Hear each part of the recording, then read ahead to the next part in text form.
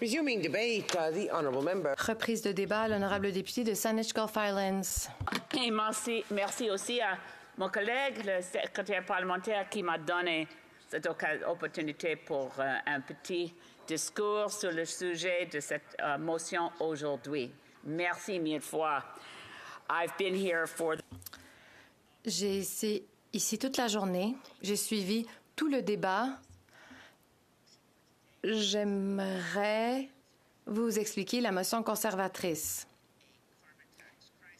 Elle prétend que nous sommes en crise de la taxe carbone et que la solution est de convoquer les premiers ministres des provinces et avoir une conférence des premiers ministres du pays. Donc, je vais aborder deux questions complexes au cours des 10 prochaines minutes. Premièrement, la crise climatique et le rôle de la tarification du carbone.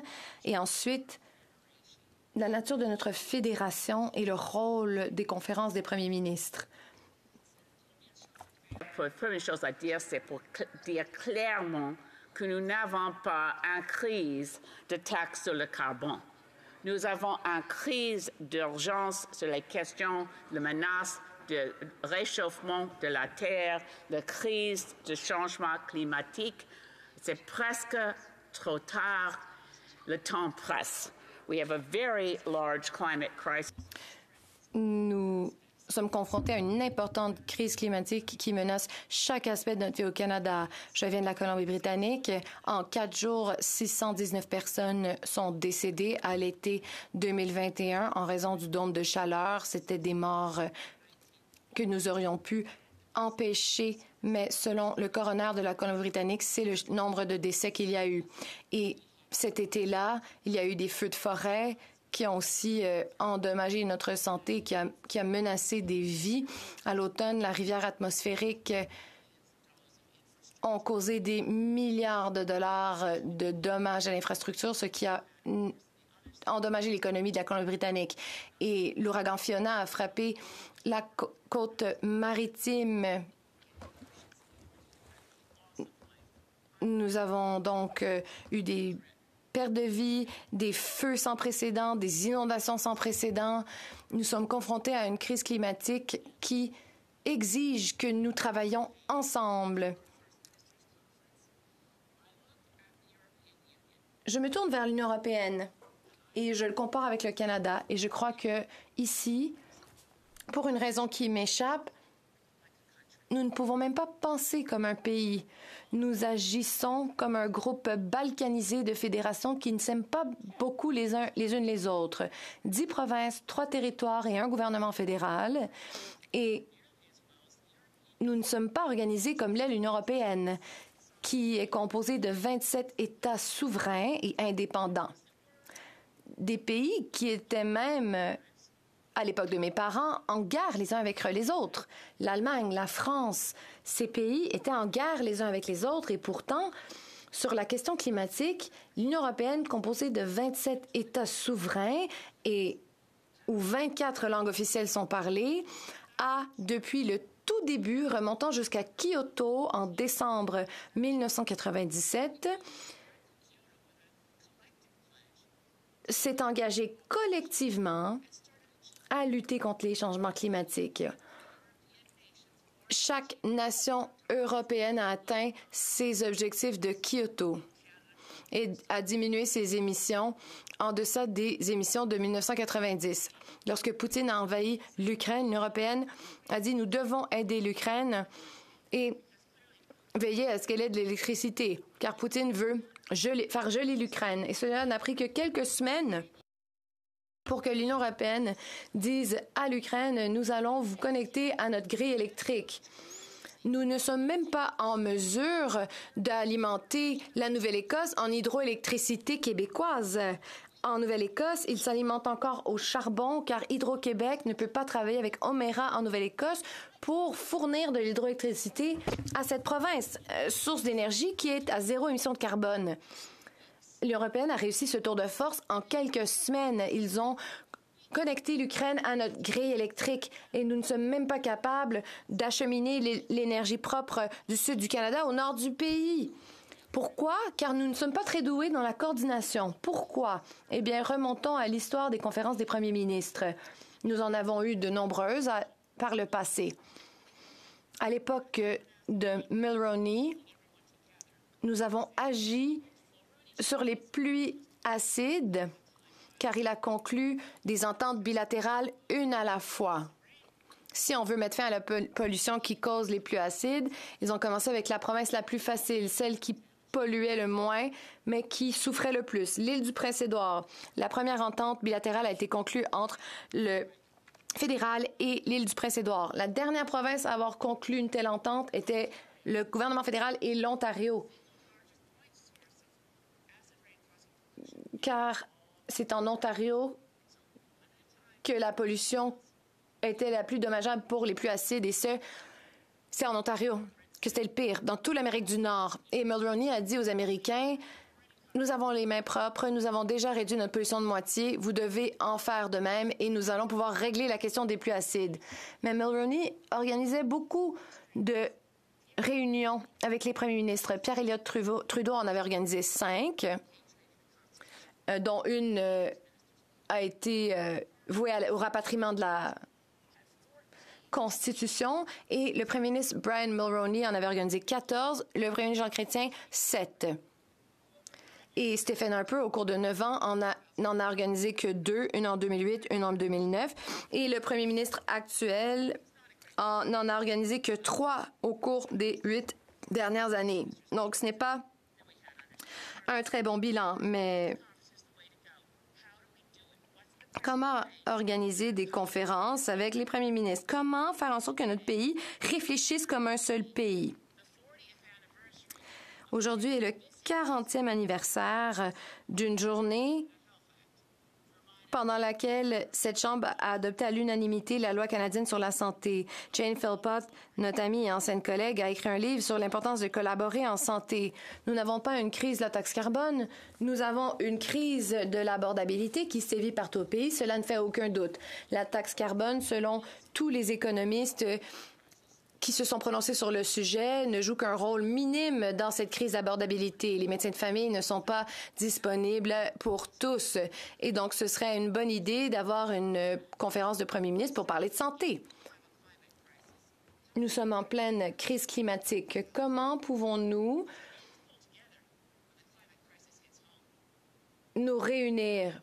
Lorsque les Canadiens sont touchés par des inondations ou des feux de forêt, bien, les Canadiens sont solidaires les uns des autres. Mais nous n'avons pas de force de pompiers nationale, nous n'avons pas d'avions citernes qui nous permettent de lutter adéquatement contre les feux de forêt.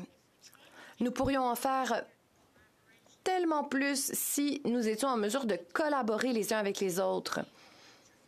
Nous devons nous mettre d'accord sur le fait que d'électrifier tout et n'importe quoi est la meilleure chose de réduire les émissions de gaz à effet de serre.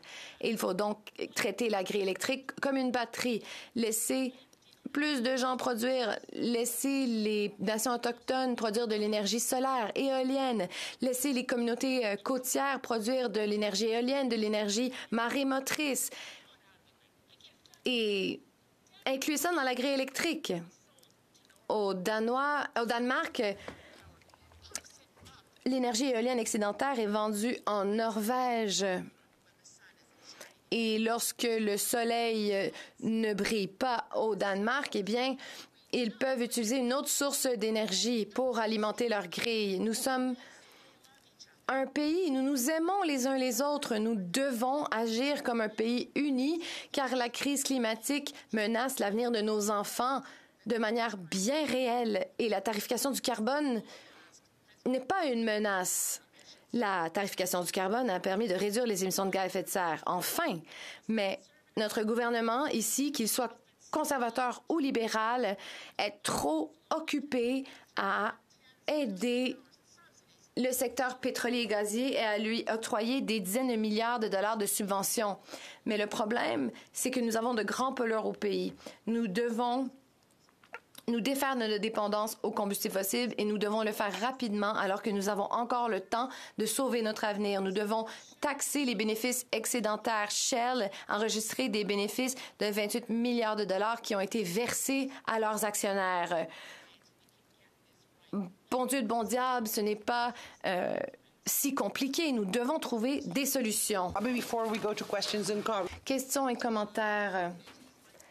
Il est de mon devoir, conformément à l'article 38 du règlement, je dois faire connaître à la Chambre les questions qu'elle abordera à l'heure de l'ajournement ce soir. Report for Saskatchewan, la tarification du carbone. L'honorable député de Leeds, Granville, Thousand Islands and Rideau Lakes, les services publics et l'approvisionnement. L'honorable député de Cypress Hills, Grasslands, la tarification du carbone. Questions and comments. Questions et commentaires. L'honorable secrétaire parlementaire au leader du gouvernement à la Chambre des communes. Merci, Madame la Présidente.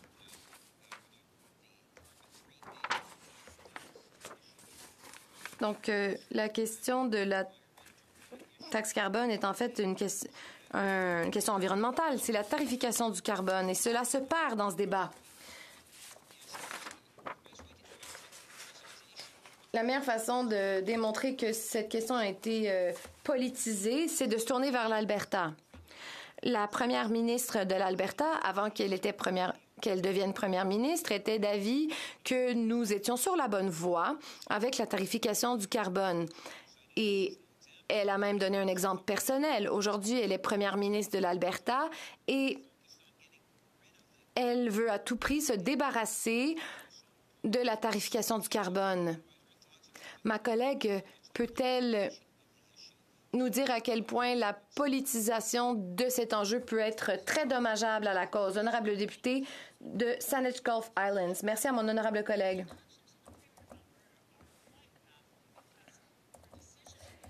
C'est assez bizarre car elle a décidé de mettre une pause sur les énergies renouvelables alors qu'il y a tant d'investissements à attirer. L'installation qui a été construite à Okotoks donne de l'énergie solaire à très faible coût. Rien ne peut faire concurrence à cela. Et prenons l'énergie éolienne et solaire, eh bien, ça coûte presque rien. C'est pour cela que les services publics y résistent. Leur modèle d'affaires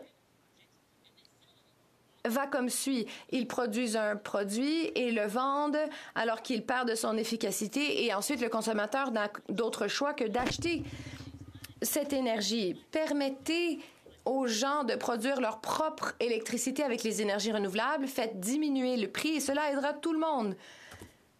Mais la première ministre de l'Alberta s'y oppose pour une raison que j'ignore. Merci, Madame la Présidente. D'un côté, on voit un désir de réduire la trace carbone.